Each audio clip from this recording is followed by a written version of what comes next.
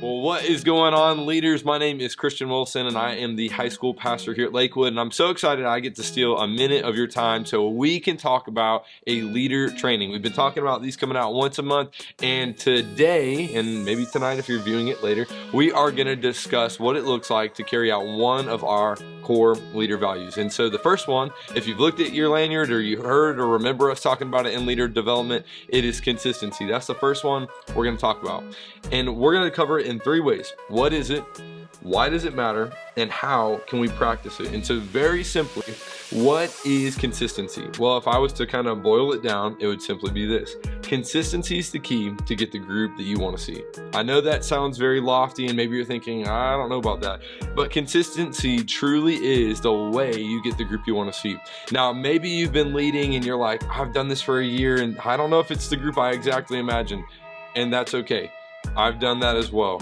And it may not happen your first or your second or your third year, but the truth is consistency is what it takes to get that group to where you want to be. It's all about relational equity, and you showing up is what matters. So that's what it is. Now, why does our consistency matter? Now, for this, I'm going to look specifically at John 10, verse 3 through 5. When we look at the way Jesus describes his sheep and how he cares for them, you and I, as imitators of Christ, we should follow the same thing. He says it like this, John 10, verse 3 through 5. The gatekeeper opens it for him, and the sheep hear his voice. He calls his own sheep by name and leads them out. When he has brought all his own outside, he goes ahead of them. The sheep follow him because they know his voice. They will never follow a stranger. Instead, they will run away from him because they don't know the voice of a stranger. Now let's pause. It's very simple. Literally, consistency, when you are consistent in the life of a teenager and you speak to them, they know your voice. And here's the truth. If your students don't know your voice, they will act like these sheep in this verse. They'll just run away. They won't listen. And Jesus says it right there. You and I, as imitators of Christ, we should be consistent in the life of our teenagers, the kids we disciple. When they know our voice, man, they will be led by us. So the only way for them to know your voice is to be consistent. That is why it matters biblically. But how do we practice it? Because let's be honest, all of this is great. What is consistency? Why should we do it?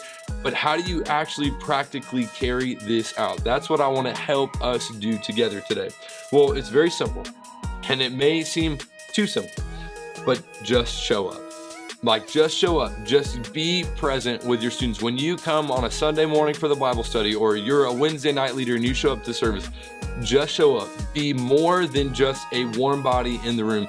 Be present, mentally, physically, emotionally, spiritually. Show up. When you do, your students will notice it and it will make a difference. That consistent showing up mentally, physically, spiritually, and emotionally, that has a massive impact on our students.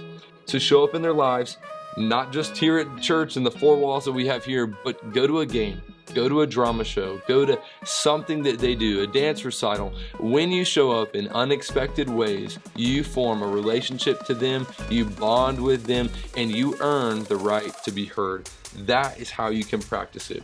So be consistent, show up. And another way, be consistent in encouragement.